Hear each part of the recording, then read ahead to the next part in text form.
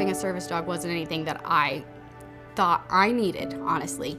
It was my doctor, actually, that she said, you know what? I really think you should look into service dog. And I was like, at first I was like, no, I'm fine. It'll be okay. Kind of the way that I always have been my whole life. Like, I'll be fine. Not realizing what a great impact that she has had on my life and what she can do for me. So I have a hidden disability. Just because I don't look disabled doesn't mean they know what I'm going through or what I go through and what I struggle with. Yes, I look fine when you see me out places, but here's my daily struggles, and this is what causes it. I started getting sick when I was about 7 years old. I was vomiting all throughout the night and nobody could pinpoint what it was from. At 8 years old, I was sent to a specialist in Chicago, and they diagnosed me with cyclic vomiting syndrome. I started passing out and couldn't stay hydrated, and I turned into the girl at school that passed out in the lunchroom and not who I was. After I had my kids, I was 22, and I got diagnosed with Ehlers-Danlos syndrome. So it's a connective tissue disorder. So basically, all the connective tissue in your body, which is all throughout, doesn't do what it's supposed to. I can't regulate my blood pressure, my heart rate, body temperature, and several other things. I have POTS, which is when my heart rate and blood pressure changes according to sitting, laying, standing.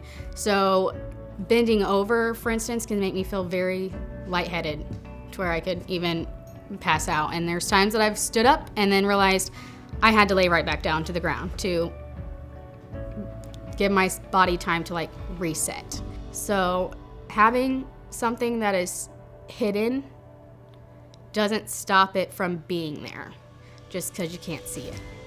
Having that dog there to give me that sense of independence, to give me that strength and courage to be out there, to know that like I'm not alone in that.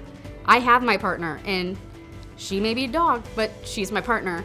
And so that sense of independence has been great, and I can thank my doctor for that, because before her I wouldn't even thought twice about it. She can get laundry out of my dryer. Anything bending over and standing back up can make me feel very lightheaded. So that transition from the dryer to the basket, and she can even pull the basket to me so I can fold it. So it doesn't even have to be, I can sit at the kitchen table so she can put the clothes in the dryer and pull the basket to me to where I can fold them there. I don't have to use that energy. So by not using that energy on stuff like that, I'm able to put it towards my kids, and we can go out and play. The great thing is we can play with the dogs. We're throwing a ball and we're being able to enjoy life. Let's go to the park.